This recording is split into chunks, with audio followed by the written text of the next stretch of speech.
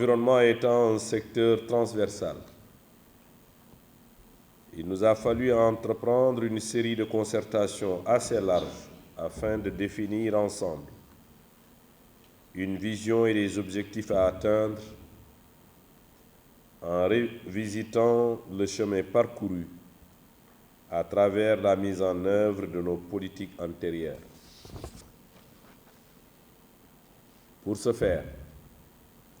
l'évaluation de la dernière lettre de politique du secteur de l'environnement et développement durable 2016-2020 a servi de cadre avec surtout comme objet de capitaliser les acquis, de tirer les enseignements et de se fixer un nouveau cap face aux défis actuels en tenant compte évidemment de plusieurs facteurs qui se dressent en termes de contraintes. Pour asseoir durablement le bien-être des populations conformément à la vision de son Excellence, M. Macky Sall, Président de la République, de bâtir un Sénégal émergent, vert, la prise en compte des préoccupations environnementales dans des politiques de développement demeure une exigence. Cette vision constitue la base de notre politique sectorielle actuelle, qui donne une priorité à la qualité de vie par le biais d'une gestion durable des ressources naturelles, la protection des milieux récepteurs et la régulation climatique globale. Elle reste en cohérence avec les engagements internationaux du Sénégal sur l'environnement, le climat, la biodiversité et le développement durable. À cet égard, la gouvernance environnementale que cela requiert nous demande de faire prévaloir de manière étroite la synergie et la coordination entre les programmes sectoriels et les autres acteurs.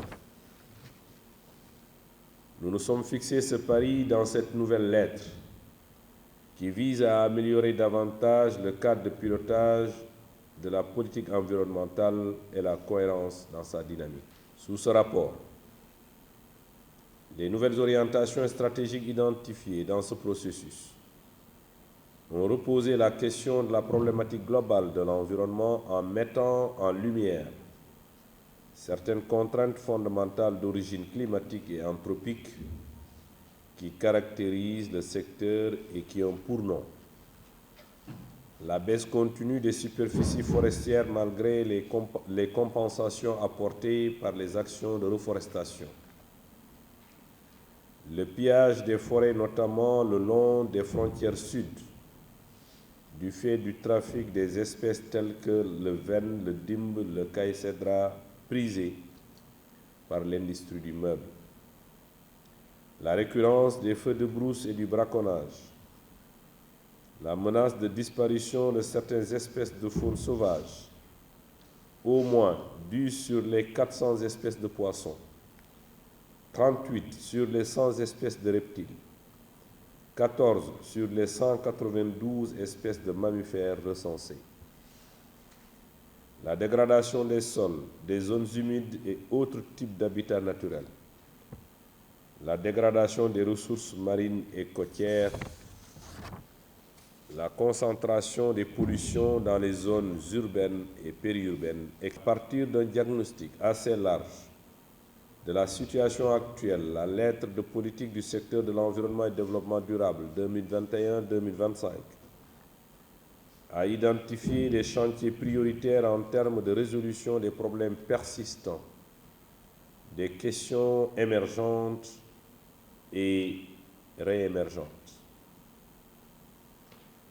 Elle a pour ce faire ciblé des passerelles intersectorielles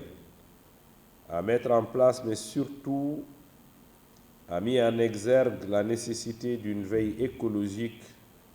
sur toutes les actions à fort impact environnemental en vue de guider les décisions politiques et prévenir les risques majeurs. Sur ce, je déclare adopter et valider la lettre de politique du secteur de l'environnement et du développement durable 2021-2025 et vous remercie de votre aimable attention.